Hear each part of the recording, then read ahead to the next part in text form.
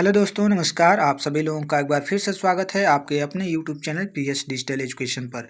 दोस्तों, आज की इस वीडियो में हम लोग टीएसटी पीएसटी और ईएलटी के रिगार्डिंग सामाजिक विज्ञान में भूगोल का प्रैक्टिस सेट नंबर 28 हल करेंगे। दोस्तों, जैसा कि अभी दीपावली का पर्व था और यह बीत चुका है, तो हम लोग अपने चैनल के माध्यम से टीएसटी पीएसटी की जो हम लोग तैयारी प्रैक्टिस सेट के माध्यम से कर रहे थे, इसी को हम लोग आगे बढ़ाते हुए भूगोल का आज प्रैक्टिस सेट नंबर 28 हल करेंगे।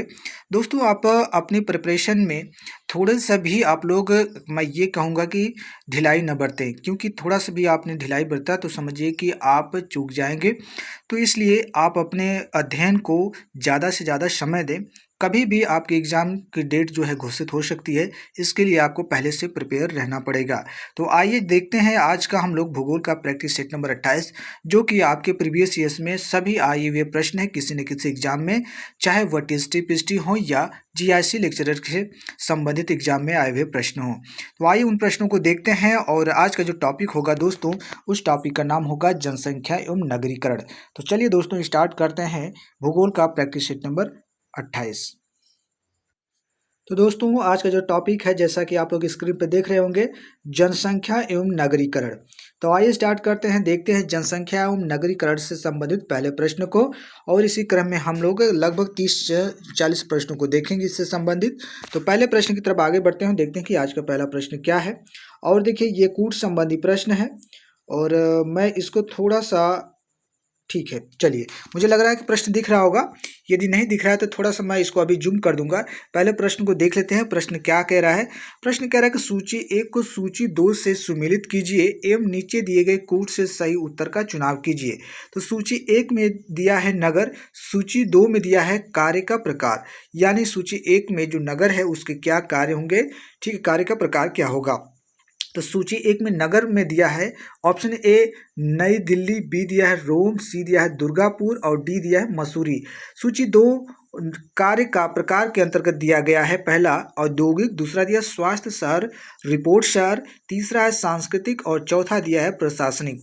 दोस्तों, हालांकि ये हम लोगों का लाइव सेशन नहीं है, तो मैं आप लोगों की कमेंट का इंतजार इसमें नहीं करूंगा, इसलिए मैं आप लोगों को मिलान करके आप लोगों को प्रश्नों का आंसर ज़्यादा से ज़्यादा बताने का प्रयास करूंगा। तो देखिए, इसका यदि हम मिलान करते हैं दोस्तों, तो नगर और कार्य का प्रकार यदि हम लोग मिलान करते हैं तो नई दिल्ली का दोस्तों हो जाएगा प्रशासनिक, ठीक है, क्या हो जाएगा प्रशासनिक, जहाँ पर राइट आंसर हो जाएगा।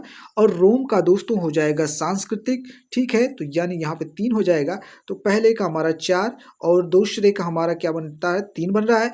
और सी का जो आपका दुर्गापुर दिया है दोस्तों, इसका औद्योगिक केंद्र हो जाएगा, ठीक है, इससे रिलेटेड है। तो आपका जो हो जाएगा यहाँ पे 1, और मसूरी बचता है तो स्वास्थ्य शहर यानी कि रिपोर्ट शहर इससे संबंधित है। तो आपका ऑप्शन यहाँ पे 2 बन जाएगा, यानी कि 43-12 ऑप्शन जिसमें होगा राइट आंसर होगा। तो दोस्तों देखिए, 43-12 किस में दिया है, तो 43-12 हमारा ऑप्शन बी में दिख रहा है, यानी कि ऑप्शन बी इसके लिए बिल्कुल करेक्ट आंसर हो जाएगा। ठीक है, चलिए आगे बढ़ते हैं, देखते हैं हम लोग अगला प्रश्न। क्वेश्चन नंबर ये 2 है।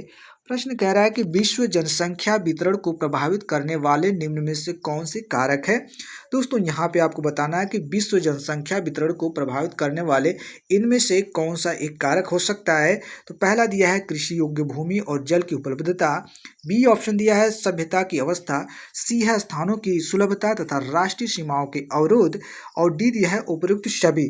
दोस्तों याद रखिएगा, यदि जनसंख्या वितरण को प्रभावित करने वाले कारकों की बात की जाए तो हमारे तीनों ही इसमें कारक होंगे, ठीक है, ऊपर के ए बी सी तीनों ही कारक इसके अंतर्गत आ जाएंगे। तो ऑप्शन इसके लिए हमारा जो आंसर बनेगा डी इसके लिए बिल्कुल करेक्ट आंसर हो जाएगा। ठीक है, उपयुक्त सभी इसमें राइट आंसर हो जाएगा। ठीक है, तो ये जो है विश्व जनसंख्या वितरण को प्रभावित करने वाले तीनों ही ऊपर के कारक होंगे, यानी कि ऑप्शन डी उपयुक्त सभी बिल्कुल करेक्ट आंसर होगा। आगे बढ़ते हैं दोस्तों, देखते हैं हम लोग अगला प्रश्न। ये क्वेश्चन नंबर 3 है। प्रश्न कह रहा है कि मानव को प्रभावित करने वाले कारकों में से कौन सा कारण अधिक प्रभावशाली है। यानी मानव को प्रभावित करने वाला इन चारों में से कौन सा जो कारक होगा सबसे प्रभावशाली। हालांकि प्रभावित करने वाले चारों ही कारक हैं, लेकिन सबसे अधिक जो प्रभावशाली कारक है वह कौन है? मिट्टी है, खनिज पदार्थ है, स्थलाकृति है या जलवायु है? देखा जाए तो इस प्रश्न का यदि हमको करेक्ट आंसर जो देखने को मिलेगा जलवायु होगा आंसर। ठीक है, तो ऑप्शन डी के लिए बिल्कुल राइट आंसर हो जाएगा। जलवायु दोस्तों यह मानव को सबसे अधिक प्रभावित करने वाले कारकों के अंतर्गत देखा जाता है। याद रखिएगा, मानव के स्वास्थ्य, निवास तथा क्रियाओं को प्रभावित करने वाले कारकों में जलवायु का महत्व सर्वोपरि होता है।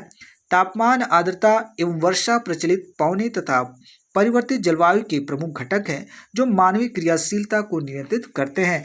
तो इस हिसाब से जलवायु जो है सबसे महत्वपूर्ण ये कारक हो जाता है मानव को प्रभावित करने वाला, ऑप्शन डी। आगे बढ़ते हैं और देखते हैं अगला प्रश्न। ये क्वेश्चन नंबर है आपका 4 और प्रश्न कह रहा है कि किस वर्ष में विश्व की जनसंख्या 1 अरब हुई थी? तो ये भी प्रश्न बहुत अच्छा है। आपको बताना है कि विश्व में जो 1 अरब जनसंख्या हुई थी वह किस वर्ष में हुई थी? ऑप्शन ए कह रहा है कि 1975, बी है 1960, सी दिया है 1930, डी दिया है 1850 और ये ऑप्शन दिया है 1650। तो दोस्तों यहाँ पे जो आंसर बनेगा दोस्तों, इसमें हम कह सकते हैं, ठीक है, तो यहाँ पे जो एग्जैक्ट आंसर इसमें से हमको कोई आंसर देखने को नहीं मिल रहा है।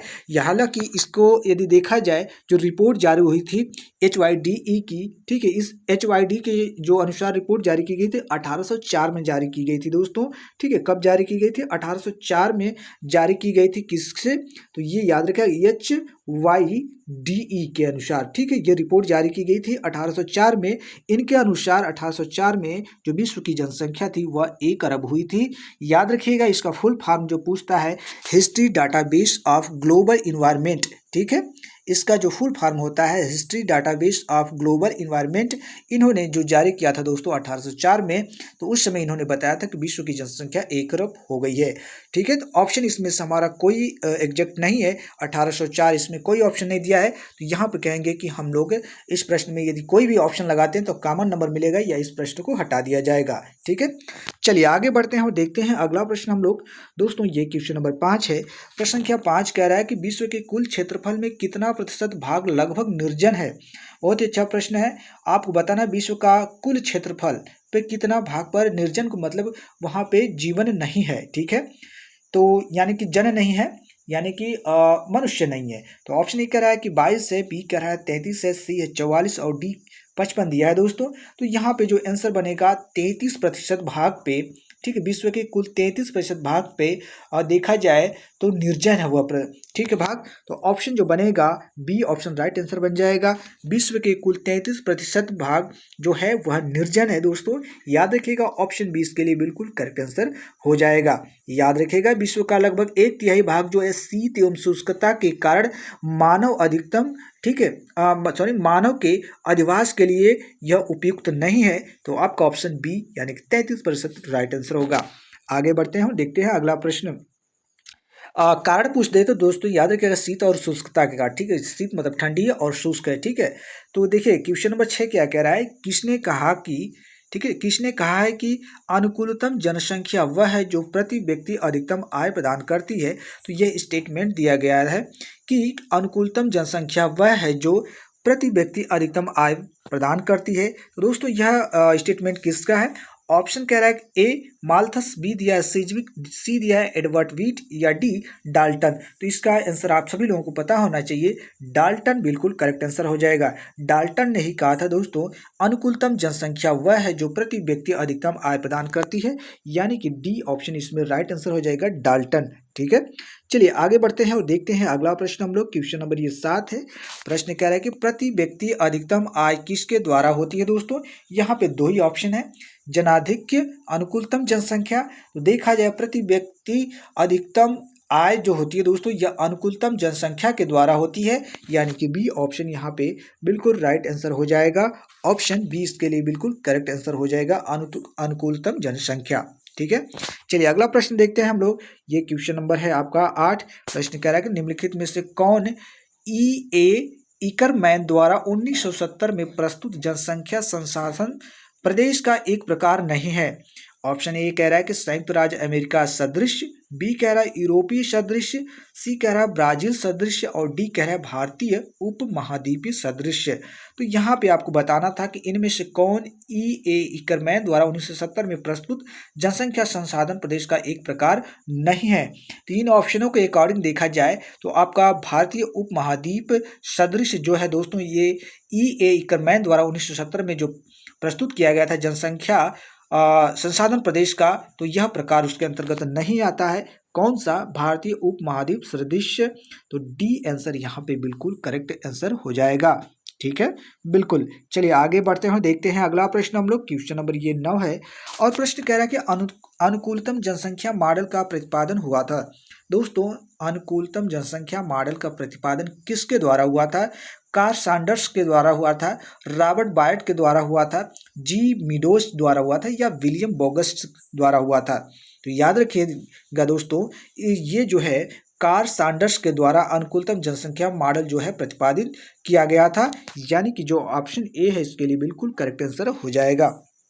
ठीक है, ए इसके लिए बिल्कुल राइट आंसर हो जाएगा, बिल्कुल। चलिए आगे बढ़ते हैं और देखते हैं हम लोग अगला प्रश्न। दोस्तों, ये क्वेश्चन नंबर है आपका 10। प्रश्न कह रहा है कि निम्नांकित में से किसने जनसंख्या का लॉजिस्टिक वक्र सिद्धांत का प्रतिपादन किया? बहुत ही अच्छा प्रश्न है ये, जीआईसी यूपी जीआईसी में पूछा गया प्रश्न है दोस्तों। तो ये देखिए आश्रम पद्धति वाले में भी पूछा गया था और आपके उत्तर प्रदेश जो जीआईसी सहायक अध्यापक परीक्षा होती है उसमें भी प्रश्न पूछा गया था। तो याद रखिएगा इसका जो आंसर बनेगा दोस्तों आपका, इसमें पर्ल रीड बिल्कुल करेक्ट आंसर हो जाएगा। तो पर्ल रीड ने दोस्तों जनसंख्या का लॉजिस्टिक वक्र सिद्धांत प्रतिपादित किया था। कौन? Pearl Reed. याद रखिएगा सिद्धांत से संबंधित प्रश्न पूछ लिए जाते हैं आपकी जियोग्राफी में। आगे बढ़ते हैं दोस्तों और देखेंगे हम लोग अगला प्रश्न। क्वेश्चन नंबर ये 11, प्रश्न संख्या 11 देखिए क्या कह रहा है। प्रश्न कह रहा है कि J.I. क्लार्क महोदय के अनुसार ऐसी जनसंख्या प्रायः किन देशों में मिलती है जिनमें उपयुक्त एवं कुशल व्यक्तियों के अभाव में वहां के संसाधनों का पर्याप्त विकास न हो पाया हो? तो ऑप्शन ए कह रहा है कि सकल जनाधिक्य, बी कह रहा है सापेक्षिक जनाधिक्य, सी है सकल अल्प जनसंख्या और डी दिया है सापेक्षिक अल्प जनसंख्या। तो दोस्तों यहाँ पे जो आंसर बनेगा सापेक्षिक अल्प जनसंख्या, इसके लिए बिल्कुल करेक्ट आंसर हो जाएगा। ऑप्शन डी यहाँ पे बिल्कुल राइट आंसर हो जाएगा क्वेश्चन नंबर 11 के लिए। ठीक है, चलिए अगला क्वेश्चन देखते हैं दोस्तों। क्वेश्चन नंबर 12 है और प्रश्न कह रहा है कि निम्नांकित में से किसने कहा था कि आर्थिक वर्ग एवं निजी संपत्ति दो प्रमुख बुराइयां हैं जो गरीबी, बेरोजगारी एवं तीव्र जनसंख्या वृद्धि को उत्पन्न करती हैं? तो दोस्तों ये स्टेटमेंट दिया गया था और स्टेटमेंट कुछ इस प्रकार का है कि आर्थिक वर्ग एवं निजी संपत्ति दो प्रमुख ये बुराइयां हैं जो कि गरीबी, बेरोजगारी एवं तीव्र जनसंख्या वृद्धि को क्या करते हैं? उत्पन्न करती हैं। तो देखिए इसके लिए जो ऑप्शन दिया गया है T.R. माल्थस दिया गया है, K.H. मार्क्स दिया गया है, W.S. थॉम्सन दिया गया है और डी ऑप्शन दिया है F.W. नोटेस्टिंग। ठीक है, तो 12 के लिए दोस्तों ये किसके द्वारा ये स्टेटमेंट दिया गया था? याद रखिएगा जो ये स्टेटमेंट दिया गया था दोस्तों, इसमें से हमें कह सकते हैं कि कोई भी आंसर हमको राइट आंसर देखने को नहीं मिल रहा है दोस्तों।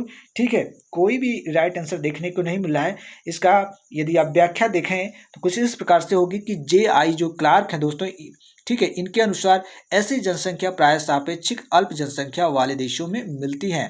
ठीक है, तो दोस्तों इन्होंने ही कहा था जिनमें उपयुक्त एवं कुशल व्यक्तियों के अभाव में वहां के संसाधनों का पर्याप्त विकास न हो पाया हो, ऐसे देशों में जनसंख्या संसाधन अनुपात निम्न है। इनकी जनसंख्या विशाल संसाधन की तुलना में कम होती है जिससे संसाधनों का समुचित दोहन संभव नहीं हो पाता है। दोस्तों यहाँ पे हमें कोई भी ऑप्शन नहीं देखने को मिल रहा है जो कि राइट हो, क्योंकि इसका जो ऑप्शन होना चाहिए J.I. क्लार्क होना चाहिए जो कि ऑप्शन में नहीं है। ठीक है, तो इसके लिए जो आंसर बनेगा J.I. क्लार्क। ठीक है, इन्होंने स्टेटमेंट दिया था। तो इसमें से सारे ऑप्शन हमारे गलत है दोस्तों। ठीक है, सारे ऑप्शन यहाँ पे राइट आंसर होगा क्या होगा? J.I. क्लार्क। ठीक है, क्या आंसर होगा? याद रखिएगा J.I. क्लार्क इसमें राइट आंसर हो जाएगा। ठीक है, J.I. क्लार्क। ठीक है, J.I. क्लार्क इसमें राइट आंसर होगा जो कि ऑप्शन में नहीं है। तो इस ऑप्शन में नहीं है, इस प्रश्न में कोई ऑप्शन नहीं है, तो इस पे भी कॉमन नंबर सभी को मिलेगा। चलिए आगे बढ़ते हैं यदि ये प्रश्न आता है तो। क्वेश्चन नंबर 13 कह रहा है कि जनसंख्या की विशेषताओं का वैज्ञानिक अध्ययन किया जाता है।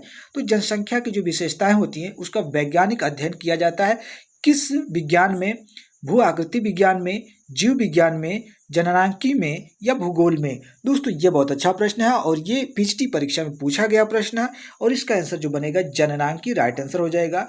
ठीक है, तो जनसंख्या की विशेषताओं का वैज्ञानिक अध्ययन जो किया जाता है वह जननांकी में किया जाता है, यानी कि ऑप्शन सी इसके लिए बिल्कुल करेक्ट आंसर हो जाएगा, ऑप्शन सी। याद रखिएगा, जननांकी जनसंख्या की विशेषताओं का वैज्ञानिक अध्ययन कहलाता है। ठीक है, चलिए अगला प्रश्न देखते हैं दोस्तों। ये क्वेश्चन नंबर है 14। प्रश्न कह रहा है जनसंख्या का क्रियात्मक घनत्व किन के बीच का अनुपात होता है? दोस्तों यहाँ पे आपको बताना है कि जनसंख्या का क्रियात्मक जो घनत्व है वह किसके बीच का अनुपात होता है। ऑप्शन ए कह रहा है कि कुल जनसंख्या एवं कुल क्षेत्रफल, बी कह रहा है कुल ग्रामीण जनसंख्या एवं कुल ग्रामीण क्षेत्रफल, सी है कुल जनसंख्या एवं कुल कृषि क्षेत्रफल, और डी कह रहा है कुल शहरी जनसंख्या एवं कुल शहरी क्षेत्रफल, या ई ऑप्शन है कुल कामकाजी जनसंख्या एवं कुल क्षेत्रफल। तो जनसंख्या का क्रियात्मक घनत्व किन दो के बीच हो सकता है इसमें, ये आपको बताना था। तो ये आपके पास पांच ऑप्शन है दोस्तों। इसमें जो आंसर बनेगा हमारा, जो आंसर बनेगा कुल जनसंख्या एवं कुल कृषि क्षेत्रफल। ठीक है, तो जनसंख्या का क्रियात्मक घनत्व जो होता है वह कुल जनसंख्या एवं कुल कृषि क्षेत्रफल के बीच का अनुपात होता है, इसलिए जो आंसर बनेगा आपका ऑप्शन सी यहाँ पे बिल्कुल करेक्ट आंसर हो जाएगा। ठीक है, क्वेश्चन नंबर 14 के लिए। ठीक है, चलिए आगे बढ़ते हैं और देखेंगे हम लोग अगला प्रश्न। ये है क्वेश्चन नंबर 15। 15 कह रहा है कि जनसंख्या के सिद्धांतों पर एक निबंध। बहुत ही अच्छा प्रश्न है। जनसंख्या के सिद्धांतों पर एक निबंध खालिस्तान द्वारा लिखा गया। ये किसके द्वारा लिखा गया था दोस्तों? मार्क्स के द्वारा, माल्थस के द्वारा, एडम स्मिथ के द्वारा या रिकार्डो के द्वारा? तो इसका आंसर सभी लोगों को पता होना चाहिए कि यह माल्थस के द्वारा लिखा गया है। प्रश्न यहाँ से आपको पीसीएस वगैरह में भी देखा जाता है कि माल्थस किससे संबंधित हैं? तो जनसंख्या सिद्धांत से। ठीक है, तो ऑप्शन यहाँ पे जो बनेगा बी इसके लिए बिल्कुल राइट आंसर हो जाएगा क्वेश्चन नंबर 15 के लिए दोस्तों। ठीक है, याद रखिएगा जनसंख्या के सिद्धांतों पर एक निबंध जो है, इसके लेखक जो है, इनका जो नाम है दोस्तों थॉमस रॉबर्ट माल्थस से, पूरा नाम इनका जो है थॉमस रॉबर्ट माल्थस से, ये आप लोग याद रखिएगा।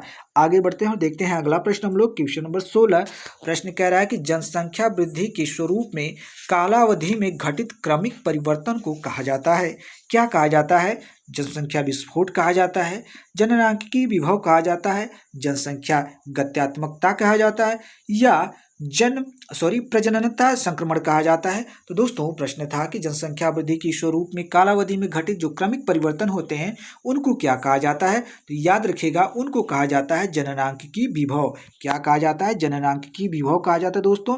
यह प्रश्न आपके टीजीटी और जीआईसी दोनों ही परीक्षाओं में पूछा गया है प्रश्न, इसलिए इसका राइट आंसर जो होगा जननांकिकी विभव बिल्कुल करेक्ट आंसर होगा। याद रखिएगा आप लोग, जननांकिकी विभव या जननांकिकी संक्रमण जनसंख्या परिवर्तन की कालिक प्रक्रिया का द्योतक है, जिसे जनसंख्या चक्र, जननांकिकी चक्र आदि के समानार्थी स्वरूपों में हम लोग प्रयोग करते हैं। यानी कि ऑप्शन जो बनेगा बी जननांकिकी विभव बिल्कुल राइट आंसर होगा। आगे बढ़ते हैं, देखते हैं अगला प्रश्न हम लोग। प्रश्न 17 है और कह रहा है कि जनसंख्या वृद्धि के स्वरूप में एक दीर्घ कालावधि में घटित क्रमिक परिवर्तन को कहा जाता है। प्रश्न कह रहा है कि जनसंख्या वृद्धि के स्वरूप में एक दीर्घ यानी कि लंबे समय कालावधि में घटित यानी जो घटना होती है वह क्रमिक रूप से जो परिवर्तन उसमें होता है वह क्या कहा जाता है? जनसंख्या विस्फोट कहा जाता है, जननांकिकी संक्रमण कहा जाता है उसको, या जननांकिकी गत्यात्मकता कहा जाता है, या प्रजननता संक्रमण कहा जाता है दोस्तों उसे। तो याद रखिएगा उसे जननांकिकी संक्रमण कहा जाता है। अभी इसके विषय में हम लोगों ने व्याख्या के रूप में देखा, जो कि आपका ऑप्शन इसमें बिल्कुल बी राइट आंसर हो रहा है। ठीक है, क्या जननांकिकी संक्रमण कहा जाता है किसको? जनसंख्या वृद्धि के स्वरूप में यदि दीर्घ कालावधि में घटित क्रमिक परिवर्तन होता है तो उसे हम लोग जननांकिकी संक्रमण के नाम से जानते हैं। आगे बढ़ते हैं, देखते हैं अगला प्रश्न। प्रश्न कह रहा है 18 नंबर का, और प्रश्न क्या है कि जननांकिकी संक्रमण है। देखिए इसका आंसर हम लोग आसानी से टेकल कर सकते हैं क्योंकि इसके विषय में कई प्रश्नों को हम लोगों ने देख लिया। फिर भी देखते हैं ऑप्शन क्या दिया है। पहला ऑप्शन दिया है जनसंख्या की नैसर्गिक वृद्धि और प्रवास दर का अंतर। बी कह रहा है जन्म दर और मृत्यु दर में समय के साथ होने वाला परिवर्तन, या सी सांस्कृतिक परिवर्तन से संबंधित सिद्धांत, या डी जन्म दर में परिवर्तन। तो दोस्तों यहाँ पे जो आंसर होगा ऑप्शन इसमें बी बिल्कुल राइट आंसर होगा। जन्म दर और मृत्यु दर में समय के साथ होने वाला परिवर्तन ही जननांकिकी संक्रमण कहलाता है, जो कि आपका ऑप्शन बी यहाँ पे है, बिल्कुल राइट आंसर हो जाएगा। ठीक है, तो याद रखिएगा जननांकिकी संक्रमण क्या होता है, जन्म दर और मृत्यु दर में समय के साथ होने वाला जो परिवर्तन होता है। आगे बढ़ते हैं और देखते हैं अगला प्रश्न। प्रश्न कह रहा है निम्नलिखित में से कौन जनसांख्यिकीय संक्रमण सिद्धांत के प्रतिपादक हैं। ऑप्शन ए है W.T. वाटसन एवं चार्ल्स एडवर्ड, बी है आपका जेम्स बोग, सी दिया है W.S. थॉमसन एवं F.W. नाटेस्टिन और डी दिया है J.I. क्लार्क। दोस्तों याद रखिएगा, ये बहुत अच्छा प्रश्न है, ये प्रश्न बन सकता है आपके एग्जाम में और ये GIC प्रवक्ता में पूछा भी गया है। तो याद रखिएगा जनसांख्यिकी संक्रमण सिद्धांत के प्रतिपादक इसमें पूछा है तो W.S. थॉमसन और F.W. नाटेस्टिन दोनों ही है दोस्तों इसके प्रतिपादक। तो ऑप्शन सी इसके लिए बिल्कुल करेक्ट आंसर हो जाएगा। ठीक है, 19 के लिए। आगे बढ़ते हैं, देखते हैं अगला प्रश्न हम लोग। प्रश्न 20 नंबर का है और कह रहा है कि निम्नांकित में से किसने जनसंख्या वृद्धि का जननांकिकी संक्रमण प्रतिमान विकसित किया था। ठीक है, प्रतिमान पूछा है यहाँ पे दोस्तों। F.W. नॉटेस्टिन दिया है, थॉम्पसन दिया है, क्लार्क दिया है, जेलेंस्की दिया है। दोस्तों याद रखिएगा, बी के लिए जो आंसर बनेगा नॉटेस्टिन, इसमें बिल्कुल राइट आंसर बनेगा। इन्होंने ही दोस्तों जनसंख्या वृद्धि का जननांकिकी संक्रमण प्रतिमान विकसित किया था। कौन? F.W. नॉटेस्टिन। ठीक है, तो F.W. नॉटेस्टिन जो है यह जननांकिकी संक्रमण का प्रतिमान जो है इन्होंने विकसित किया था। ठीक है, ऑप्शन ए। आगे बढ़ते हैं, देखते हैं अगला प्रश्न हम लोग। ये क्वेश्चन नंबर 22 है और प्रश्न कह रहा है कि जननांकी मॉडल के अनुसार किस अवस्था में मृत्यु दर में कमी व जन्म दर में कोई परिवर्तन नहीं होता है। ऑप्शन ए कह रहा है कि प्रथम अवस्था है, बी कह रहा है कि द्वितीय अवस्था, सी है तृतीय अवस्था या डी चतुर्थ अवस्था। तो दोस्तों किस अवस्था में जननांकी मॉडल के अनुसार ठीक है मृत्यु दर में कमी व जन्म दर में कोई परिवर्तन नहीं होता। याद रखिएगा, यह अवस्था पूछा है दोस्तों, तो यहाँ पे जो आंसर बनेगा आपका द्वितीय अवस्था, बिल्कुल राइट आंसर हो जाएगा। क्या आंसर होगा? द्वितीय अवस्था। तो याद रखिएगा, द्वितीय अवस्था में दोस्तों मृत्यु दर में कमी व जन्म दर में कोई परिवर्तन नहीं होता है। किसके अनुसार? जननांकिकी मॉडल के अनुसार। ठीक है, ऑप्शन बी, द्वितीय अवस्था में मृत्यु दर में कमी व जन्म दर में कोई परिवर्तन नहीं होता है। आगे बढ़ेंगे और देखेंगे अगला प्रश्न, क्वेश्चन नंबर ये 24 है और प्रश्न है निम्नलिखित परिस्थितियों पर विचार कीजिए। ठीक है, परिस्थितियां दी गई हैं और इन परिस्थितियों पर आपको विचार करना है। पहला कह दिया है अति निम्न जन्म दर तथा निम्न मृत्यु दर, दूसरा दिया है मृत्यु दर की अपेक्षा अधिक जन्म दर, तीसरा दिया है अति उच्च जन्म तथा मृत्यु दरें, चौथा दिया है निम्न जन्म तथा मृत्यु दरें किसी देश का जननांकिकी संक्रमण निम्नलिखित क्रम का अनुसरण करता है। तो ये कुछ जनसंख्या पे ये प्रश्न है और आपको बताना है कि इनका किसी भी ठीक है देश में क्या ठीक है सही क्रम होगा। तो ये क्रम को आपको सजाना है। ठीक है, तो मुझे नहीं लगता कि आप लोग इस चैप्टर को नहीं पढ़े होंगे, तो इससे आप लोग आसानी से कर सकते हैं यदि आपने पढ़ा होगा। ठीक है, तो ये क्वेश्चन नंबर 24 है। यदि देखा जाए इसका सही क्रम, ठीक है, तो दोस्तों इसमें जो आपका ऑप्शन दिया है, ठीक है, तो पहले हमारा नंबर पर जो आएगा तीसरा आएगा। ठीक है, तीसरा आएगा। ठीक है, इसके बाद जो आएगा हमारा, ठीक है, इसके बाद दूसरा आएगा। ठीक है, इसके बाद जो हमारा आता है दूसरे के बाद चौथा आएगा, फिर इसके बाद जो है पहला आएगा। यानी कि पहले हमारा क्या आएगा? अति उच्च जन्म तथा मृत्यु दरें, दूसरा आता है मृत्यु दर की अपेक्षा अधिक जन्म दर, तीसरे क्रम पे आता है कि निम्न जन्म तथा मृत्यु दरें और चौथे क्रम पे आता है अति निम्न जन्म दर तथा मृत्यु दर। तो इस हिसाब से जो हमारा यदि क्रम देखा जाए तो 3, 2, 4, 1 इसके लिए बनेगा। यानी कि आपका ऑप्शन यहाँ पे बिल्कुल ए राइट आंसर हो जाएगा। ठीक है, यदि दोस्तों मैंने इसमें बताते वक्त यदि कोई कंफ्यूजन हुआ होगा तो यहाँ पे मुझे आप लोग क्षमा करिएगा। यहाँ पे देखिए आपका पहला तीसरा नंबर बनेगा, दूसरा नंबर बनेगा, चौथा बनेगा, फिर पहला बनेगा। इस रिकॉर्डिंग आपका 3, 2, 4, 1 राइट आंसर होगा। आगे बढ़ते हैं और देखते हैं अगला प्रश्न, क्वेश्चन नंबर ये 25 है। प्रश्न कह रहा है कि निम्नलिखित में से जनसांख्यिकी संक्रमण की कौन सी अवस्था अल्प विकास की अवस्था को दर्शाती है। ठीक है, तो ए कह रहा है उच्च स्थिर अवस्था, बी है प्रारंभिक बढ़ती हुई अवस्था, सी है देर से बढ़ती हुई अवस्था या डी निम्न स्थिर अवस्था। तो यहाँ पे प्रश्न था कि इनमें से कौन जनसांख्यिकी संक्रमण की अवस्था अल्प विकास की अवस्था को दर्शाती है। तो यहाँ पे 25 के लिए जो आंसर बनेगा उच्च स्थिर अवस्था, इसमें बिल्कुल राइट आंसर हो जाएगा। ठीक है, यह जो अवस्था है दोस्तों, उच्च स्थिर अवस्था, यह है जनसांख्यिकीय संक्रमण की ऐसी अवस्था जिसमें अल्प विकास की अवस्था को दर्शाती है। तो ऑप्शन ए इसके लिए बिल्कुल राइट आंसर होगा 25 के लिए। ठीक है, चलिए आगे देखते हैं अगला प्रश्न हम लोग। ये है 27 नंबर प्रश्न, कह रहा है कि जनसंख्या विस्फोट संबंधित है। ये टीजीटी परीक्षा में पूछा गया प्रश्न है। जनसंख्या विस्फोट संबंधित है किससे? उच्च जन्म दर और निम्न मृत्यु दर से। बी कह रहा है उच्च जन्म दर और उच्च मृत्यु दर से, या सी निम्न जन्म दर और उच्च मृत्यु दर से, या डी निम्न जन्म दर और निम्न मृत्यु दर से। तो जनसंख्या विस्फोट संबंधित है, ये बहुत ही कह सकते हैं कि प्रचलित प्रश्न है दोस्तों। यहाँ पे उच्च जन्म दर और निम्न मृत्यु दर जब होगी तो इसी को हम लोग कहेंगे कि जनसंख्या विस्फोट, यानी कि ऑप्शन ए इसमें बिल्कुल करेक्ट आंसर हो जाएगा। ठीक है, चलिए आगे बढ़ते हुए देखते हैं अगला प्रश्न दोस्तों। देखिए दोस्तों, यदि आप लोगों का कोई सुझाव हो किसी भी टॉपिक पे, तो आप लोग मुझे कमेंट करके कमेंट बॉक्स में दे सकते हैं। आप अपना मैसेज, ठीक है, मैं उस आपका, ठीक है, जो भी आप लोगों का सुझाव होगा मैं उसे ज़रूर से मैं देखूंगा और उससे मैं इसमें आपके सुझाव को समझने का प्रयास करूंगा और मैं ज़्यादा से ज़्यादा उसमें सुधार करने का भी प्रयास करूंगा। तो आइए देखते हैं इसी क्रम में हम लोग क्वेश्चन नंबर 28 को, और प्रश्न है कि जनसंख्या की उम्र बढ़ना परिणाम है। दोस्तों, जनसंख्या की उम्र बढ़ना परिणाम है किसकी? ये किस चीज़ का परिणाम हो सकता है?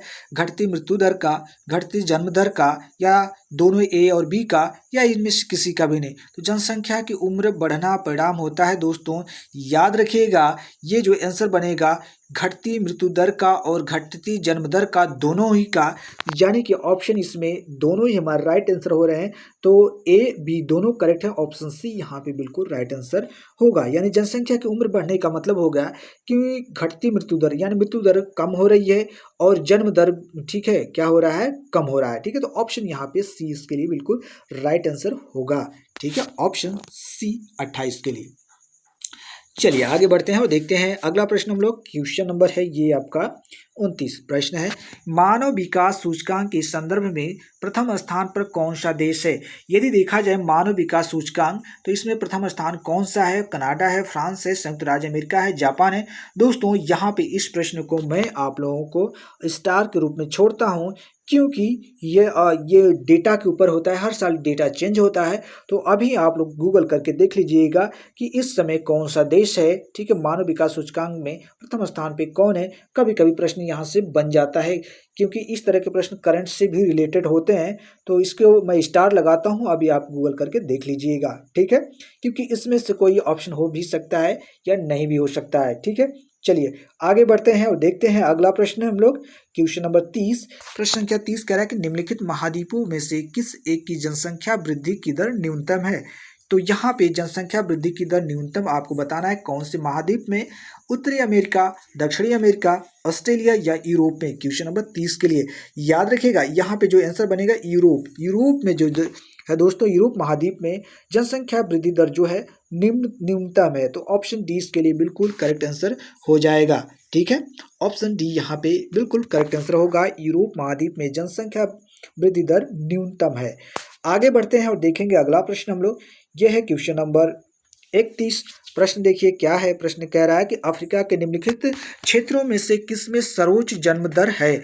ऑप्शन ए कह रहा है कि मध्य अफ्रीका, बी कह रहा है कि पूर्वी अफ्रीका, सी है उत्तरी अफ्रीका, या डी दक्षिणी अफ्रीका। तो दोस्तों, क्वेश्चन नंबर 31 के लिए क्या आंसर हो सकता है? याद रखिएगा, प्रश्न क्या था कि अफ्रीका के निम्नलिखित क्षेत्रों में से किसमें सर्वोच्च जन्म दर, यानी कि अफ्रीका का वह कौन सा क्षेत्र है जहाँ पे सबसे ज़्यादा जन्म दर है। ठीक है, तो यहाँ पे देखा जाए तो मध्य अमेरिका बिल्कुल राइट आंसर होगा। ठीक है, मध्य अमेरिका में, ठीक है, सॉरी, मध्य अफ्रीका में, अफ्रीका का जो मध्य अफ्रीका भाग है, यहाँ पे सर्वोच्च जन्म दर है दोस्तों। ए ऑप्शन इसके लिए बिल्कुल करेक्ट आंसर हो जाएगा क्वेश्चन नंबर 31 के लिए। आगे बढ़ते हैं और देखते हैं अगला प्रश्न हम लोग। ये 32 नंबर का प्रश्न है। प्रश्न कह रहा है कि 20वीं सदी के दौरान जनसंख्या में सर्वाधिक वृद्धि पर देखी गई थी। दोस्तों, 20वीं सदी के दौरान जनसंख्या में सर्वाधिक वृद्धि दर देखी गई थी किस जगह?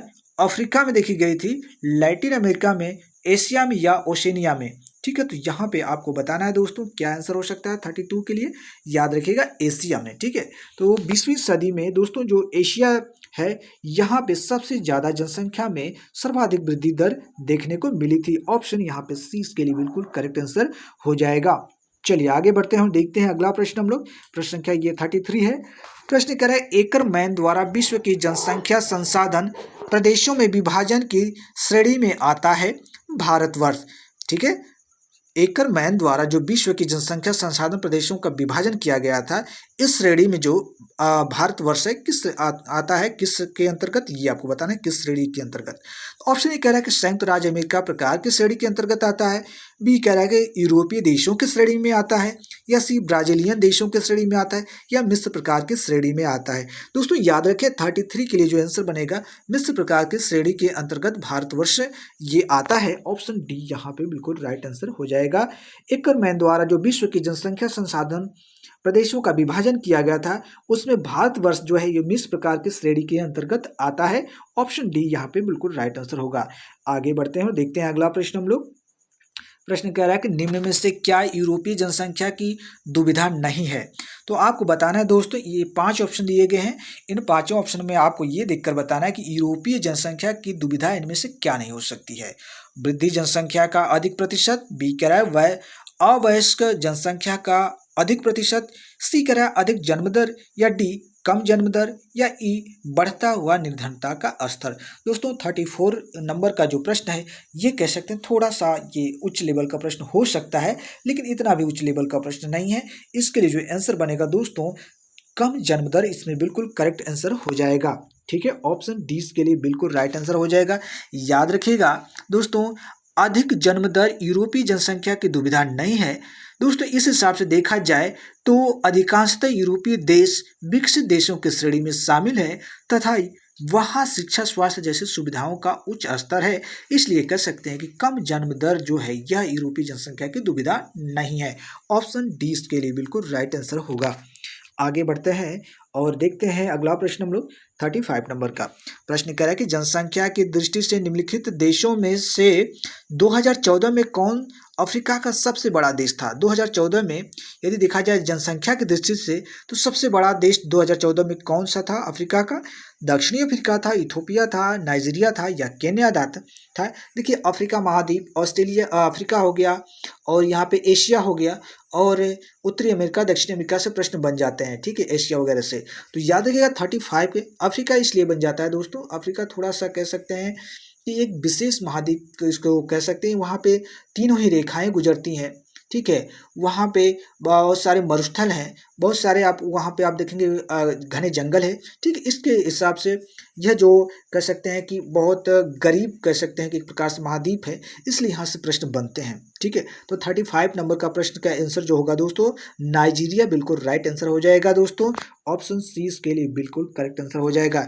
यदि यूएन की रिपोर्ट के अनुसार देखा जाए तो वर्ष 2014 में इनमें जो नाइजीरिया है दोस्तों, यहाँ पे सबसे ठीक है जनसंख्या दृष्टि के अनुसार सबसे बड़ा देश था उस समय 2014 में। ठीक है, यूएन के अनुसार। तो आपका ऑप्शन यहाँ पे सी बिल्कुल राइट आंसर हो जाएगा। आगे बढ़ते हुए देखते हैं अगला प्रश्न हम लोग 36 प्रश्न है। ये कथन कारक से संबंधित प्रश्न है। कथन अ में दिया है फ्रांस की सरकार उच्च प्रजनन दर प्रोत्साहित कर रही है। कारण क्या दिया है र, फ्रांस में जनसंख्या वृद्धि दर 0.5% वार्षिक से कम है। तो दोस्तों यहाँ पे ऑप्शन ए कह रहा है कि अ और आर दोनों सही है तथा र अ की सही व्याख्या है। बी कह रहा है अ तथा आर दोनों सही है परंतु र अ की सही व्याख्या नहीं है। सी कह रहा है अ सही है परंतु र गलत है, और डी कह रहा है अ गलत है परंतु र सही है। तो दोस्तों यहाँ पे देखा जाए 36 के लिए जो आंसर बनेगा यहाँ पे दोनों ही ऑप्शन बिल्कुल हमारे मतलब कथन जो दिया है फ्रांस की सरकार उच्च प्रजनन दर प्रोत्साहित कर रही है, बिल्कुल सही है दोस्तों। ये पहला हमारा जो कथन दिया है बिल्कुल सही है। कारण जो दिया है फ्रांस में जनसंख्या वृद्धि दर 0.5% वार्षिक से कम है, तो बिल्कुल सही है दोस्तों। इसलिए ये कहेंगे कि दोनों ही हमारे कथन और कारण सही है, और कारण जो र दिया है इसकी व्याख्या भी कर रहा है दोस्तों। ठीक है, इसलिए आंसर जो ए है बिल्कुल राइट आंसर हो जाएगा। आगे बढ़ते हैं, देखते हैं अगला प्रश्न। थोड़ा फास्ट चलते हैं। ठीक है, 2-3 और प्रश्न बचे हैं। प्रश्न कह रहा है कि निम्नलिखित में से किस भूभाग की जनसंख्या का घनत्व सबसे कम है। तो यहाँ पे ये आपके 4 जो हैं कुछ क्षेत्र दिए गए हैं, और इन क्षेत्रों में आपको बताना है कि किस भूभाग की जनसंख्या का घनत्व सबसे कम है। तो ऑप्शन ए करें उत्तरी पूर्वी अमेरिका, बी है दक्षिणी पश्चिमी ऑस्ट्रेलिया, सी है उत्तरी पश्चिमी यूरोप, या डी दक्षिणी पूर्वी ऑस्ट्रेलिया। तो 37 के लिए दोस्तों यहाँ पे जो आंसर होगा दक्षिणी पश्चिमी ऑस्ट्रेलिया राइट आंसर होगा। दक्षिणी पश्चिमी ऑस्ट्रेलिया की जनसंख्या का घनत्व सबसे कम है दोस्तों, यानी कि आपका ऑप्शन यहाँ पे बी बिल्कुल इसके लिए राइट आंसर हो जाएगा। इन ऑप्शनों के अकॉर्डिंग देखा जाए तो बी बिल्कुल राइट आंसर होगा। आगे बढ़ते हैं और देखते हैं अगला प्रश्न हम लोग। प्रश्न कह रहा है कि सर्वाधिक जनसंख्या घनत्व पाया जाता है दोस्तों, सर्वाधिक जनसंख्या घनत्व पाया जाता है किस देश में? बांग्लादेश में, भारत में, पाकिस्तान में, या श्रीलंका में? तो 38 नंबर का प्रश्न क्या हो सकता है? इसका आंसर दोस्तों बांग्लादेश में। ठीक है, बांग्लादेश में सर्वाधिक जनसंख्या घनत्व देखने को मिलता है। ऑप्शन के अकॉर्डिंग जो हमारा ए है इसके लिए बिल्कुल करेक्ट आंसर हो जाएगा। ठीक है, बिल्कुल। चलिए आगे बढ़ते हैं और देखते हैं अगला प्रश्न हम लोग। ये क्वेश्चन नंबर है आपका 39। प्रश्न कह रहा है कि छोटे द्वीपों एवं एकाकी नगर राष्ट्रों को छोड़कर विश्व में सर्वाधिक जनसंख्या घनत्व वाला देश है। तो दोस्तों कौन सा हो सकता है? जापान, बांग्लादेश हो सकता है, चीन हो सकता है, या फ्रांस? तो याद रखिएगा इसमें बांग्लादेश बिल्कुल राइट आंसर हो जाएगा। हालांकि बांग्लादेश से अभी संबंधित हमने एक प्रश्न देखा भी, तो ऑप्शन 20 के लिए बांग्लादेश बिल्कुल करेक्ट आंसर होगा। चलिए अगला प्रश्न देखते हैं और ये आखिरी प्रश्न होगा। ठीक है, प्रश्न क्या है कि निम्न में से किस में जनसंख्या घनत्व सर्वाधिक है? ठीक है, आपको बताना है कि निम्न में से किस में जनसंख्या घनत्व सर्वाधिक है दोस्तों। ऑप्शन है बांग्लादेश, सिंगापुर, मिस्र, भारत, या चीन। तो याद रखिएगा 40 के लिए यहाँ पे जो आंसर बनेगा सिंगापुर बिल्कुल करेक्ट आंसर हो जाएगा। सिंगापुर में जनसंख्या घनत्व सर्वाधिक है। ऑप्शनों के अकॉर्डिंग बी आंसर बिल्कुल राइट आंसर होगा। दोस्तों यहाँ पे हम लोगों ने ये आपका ठीक है 40 प्रश्नों का हम लोगों ने सीरीज देखा ये भूगोल में, और चैप्टर था हम लोगों का जनसंख्या एवं नगरीकरण। इससे संबंधित और भी प्रश्न है दोस्तों, इसको हम लोग नेक्स्ट वीडियो में देख लेंगे। 40 प्रश्न और लगभग बचे हैं। ठीक है, तो कोई प्रश्न हम लोगों से न छूटे जो प्रीवियस सीरीज में पूछे गए हैं, ऐसे सभी प्रश्नों को हम लोग देखेंगे। ठीक है, तो उसे हम लोग नेक्स्ट पार्ट में देखेंगे। इस वीडियो में बस इतना ही। मैं यही कहूँगा आप लोगों से बार बार, जो भी हमारे चैनल से जुड़े हैं और वीडियो को देखते हैं, आप लोग अपनी प्रिपरेशन सेल्फ अपनी करती रहें। जिस दिन आप लोग अपनी सेल्फ प्रिपरेशन करने लगे, आपको ये लगने लगे कि मैं सेल्फ प्रिपरेशन कर रहा हूँ और मुझे ये चीज़ें अच्छी तरीके से और ज्ञात हो रही है, और मेरे लिए ये कह सकते हैं कि ये किसी भी एग्ज़ाम में ये बेनिफिट हो सकता है, तो उस दिन आप ये समझिएगा कि आप अच्छा करेंगे एग्ज़ाम में। ठीक है, किसी के पढ़ाए हुए ज्ञान से ज़्यादा यदि आप अपने से पढ़कर ज्ञान पा जा रहे हैं किसी कंपटीशन के लिए, तो समझिए कि वो चीज़ आप बहुत शार्पनेस से तरीके से आप पढ़े हैं, और वो निश्चित है कि आप सफलता पाएंगे। लोगों की बताई हुई चीज़ें तो हमें जल्दी से याद होती हैं, लेकिन वो भूल भी जाती हैं। लेकिन अपने से जो पढ़ी हुई चीज़ें होती हैं तो लगता है कि हम इसके विषय में और भी जानते थे, और आसानी से फिर से इसको हम पढ़ने का प्रयास करेंगे तो पढ़ भी लेते हैं। ठीक है, तो इन्हीं सब बातों के साथ मैं इस सेशन को ख़त्म करूंगा। आप लोगों को बस यही कहूँगा कि अपनी प्रिपरेशन करते रहें, सफलता जरूर मिलेगी। थैंक यू, धन्यवाद।